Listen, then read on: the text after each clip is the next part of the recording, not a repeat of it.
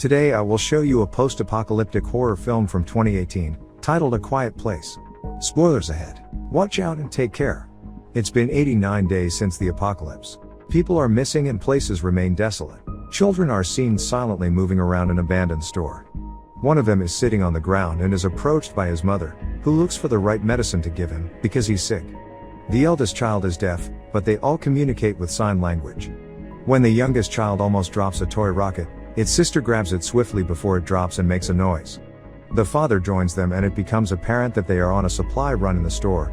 The youngest still gets the rocket toy, which is swiftly taken away by the father, who is concerned that it might be too loud. Once he's out of the store, the eldest gives the littlest back his toy, unaware that he will also take the batteries back. It's slowly getting dark as they are seen walking barefoot back to their home, with the youngest trailing back behind the group. Suddenly, toy sounds are heard in the background. The group panics as the father is running towards the littlest child. The mother holds her scream. Before the father can get to the child, a creature appears from the woods and cuts right through it. More than a year after the event, the family is trying to cope with what has happened.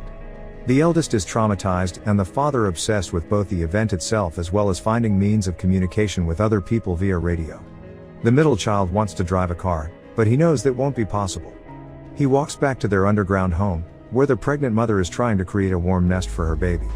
The father can't let go of the memory of their child that died, but the mother, aware of the situation they are in, is preparing a very special crib for the child to come.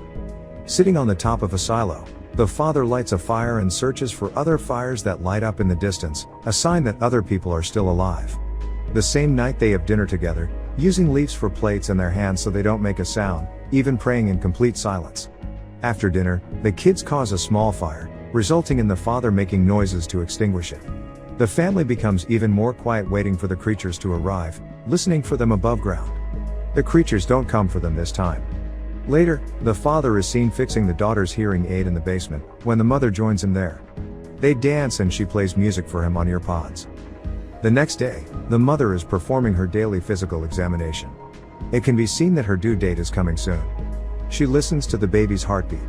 Meanwhile, the daughter goes to the house and prepares to walk down the basement, when her father suddenly garbs her and tells her she can't go down there. He shows her the hearing aid he's been working on, explaining that it will work this time.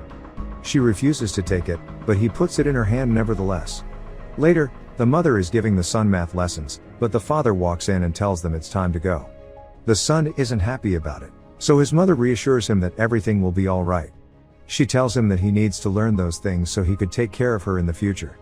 The son and the father are preparing to leave.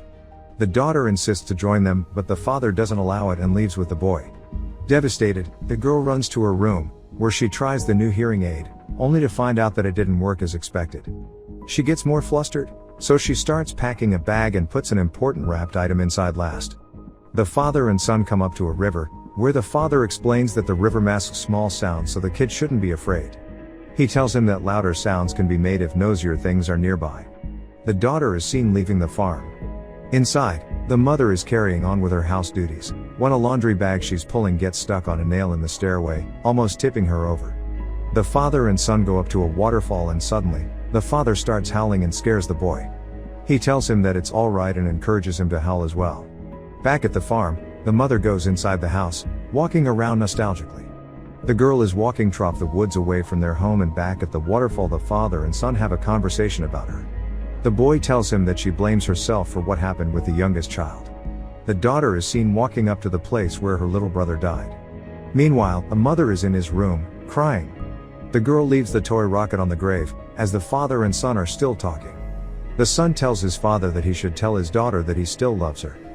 Later that day, the two of them are walking back through the woods and come across an old run-down house. As they pass by it, an old man appears suddenly and they stop. Next to him, lays the dead body of a woman. The father notices the man is about to scream and hushes him, but the man screams from the top of his lungs nevertheless. The father grabs the son and hides, then watches as one of the creatures tears the old man apart. Back at the house, the mother is still in the dead child's room, when her water breaks. She tries to keep collected as the pain from the contractions comes in and walks toward the basement. Walking down the stairwell she steps directly on a nail, letting out a small cry. She changes the color of the lights outside so the others know what's happening, and as she prepares to leave, one of the creatures appears inside the house. It's rampaging inside, while she stays in the basement and finds a timer. The contractions are becoming stronger. In the meantime, the father and son arrive at the farm and notice the change in the lights. Back at the basement, the mother is hiding as the creature comes down and is searching for the origin of the noise it heard before. Its giant ear latches onto the ticking sound of the timer, and when it goes off, the creature can't hear the mother running up the stairs. Unfortunately, there is a second one in front of the house, as the father and son find out too. The father gives the boy the task of switching on a device that is louder, so they can help the mother. Back inside the house, she's lying down in a tub, ready to have the baby, when suddenly she hears one of the creatures coming inside. In the meantime, the boy is lighting up a fireworks and the father is prepping a shotgun. The moment she starts pushing, explosions are heard in the background and she lets out an enormous scream. As fireworks explode over the farm, the father runs toward the house with the shotgun.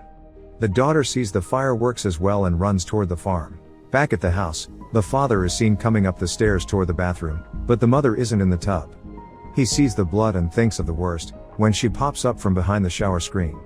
Baby noises are heard as the two of them kiss. Meanwhile, the son is walking back toward the crops, when he hears a noise. One of the creatures is heard going after him as he runs, when he suddenly face plants into a giant wheel. The father is carrying the mother and the newborn to their home, when the baby starts crying. He manages to go deeper underground and cover the hole with a mattress, as a creature is seen following their sounds. Underground, the baby is crying and above the creature is trashing around. The father puts the newborn in its special crib, which dampens the sounds of its crying. Back in the crop, the daughter sees a light between the plants, as a creature is walking up to her. She doesn't hear it. The creature latches onto the tiny sounds from her aid and the thing starts emitting a horrible sound, that disturbs the girl and agitates the creature so that it runs away. In the meantime, the father and mother are safely underground. She asks about the other children and he comforts her. The mother starts talking about their dead child, blaming herself for what happened. She makes the father promise her that he will protect their other children. In the crop, the girl follows the light and finds her brother. The father leaves the hiding place to go search for them, but doesn't notice that the basement is flooding.